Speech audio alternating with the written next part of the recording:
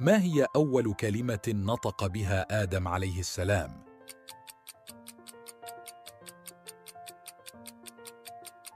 الحمد لله. كم عدد الملائكة الذين يحملون العرش؟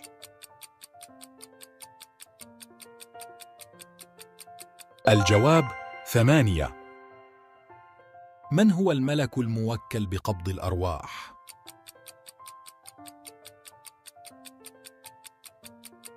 ملك الموت. ما هو أول عمل يسأل عنه المرء يوم القيامة؟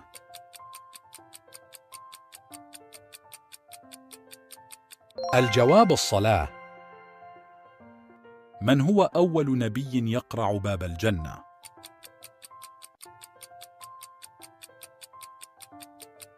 محمد صلى الله عليه وسلم. من هو النبي الذي قذف في النار ولم يحترق؟ إبراهيم عليه السلام. من هو الصحابي الذي نام في فراش النبي ليلة الهجرة؟ علي بن أبي طالب رضي الله عنه. ما هي السورة التي تسمى السبع المثاني؟ الإجابة هي سورة الفاتحة. من هو النبي الذي رفعه الله إلى السماء؟ أجب في التعليقات، وشكرا. من هو أول الأنبياء الذي نطق لسانه باللغة العربية؟ إسماعيل عليه السلام. ضع لايك إذا كان جوابك صحيحا. ما هو الحيوان الذي وصفه القرآن بشكل دقيق؟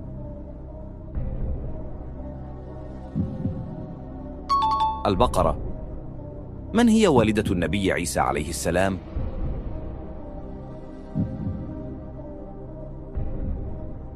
مريم عليها السلام. من هو أول من يدخل الجنة من الأنبياء؟ محمد صلى الله عليه وسلم. ما هو الطائر الذي تسبب في إسلام أمة بأكملها؟ الهدهد. في أي سورة ذكرت قصة النبي موسى مع الخضر؟ أجب في التعليقات. من هو النبي الذي التهمه الحوت؟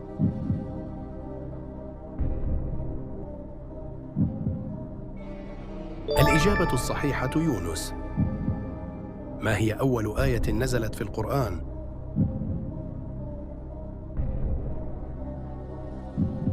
الإجابة الصحيحة اقرأ.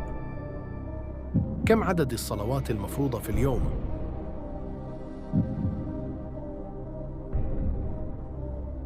الإجابة الصحيحة 5. ما اسم الجبل الذي رست عليه سفينة نوح؟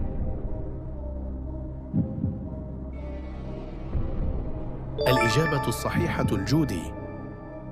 من هو الصحابي الذي لقب بسيف الله المسلول؟ الإجابة الصحيحة خالد بن الوليد. ما هو عدد سور القرآن الكريم؟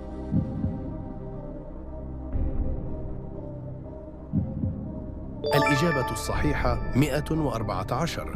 ما هي السورة التي تعدل ثلث القرآن؟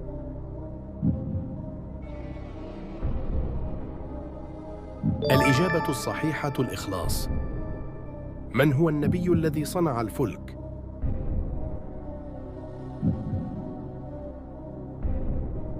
الإجابة الصحيحة نوح. ما هي القبلة الأولى للمسلمين؟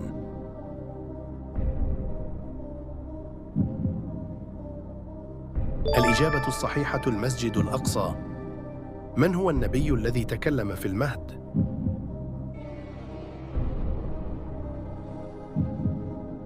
الإجابة الصحيحة عيسى.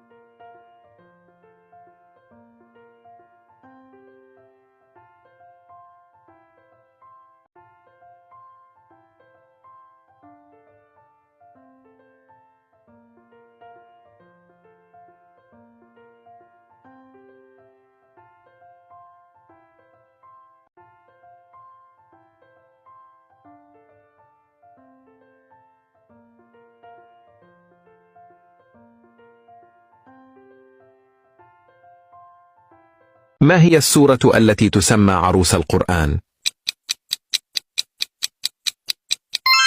الجواب هو سورة الرحمن. ما هي السورة التي تشفع لقارئها يوم القيامة؟ الجواب هو سورة الملك. ما هي أعظم سورة في القرآن الكريم؟ الجواب هو سورة الفاتحة. ما هي السورة التي تعدل ثلث القرآن الكريم؟ الجواب هو سورة الإخلاص. ما هي السورة التي ذكرت فيها البسملة مرتين؟ الجواب هو سورة النمل. ما هي أعظم آية في القرآن الكريم؟ الجواب هو آية الكرسي. ما هي السورة التي لم تبدأ بالبسملة؟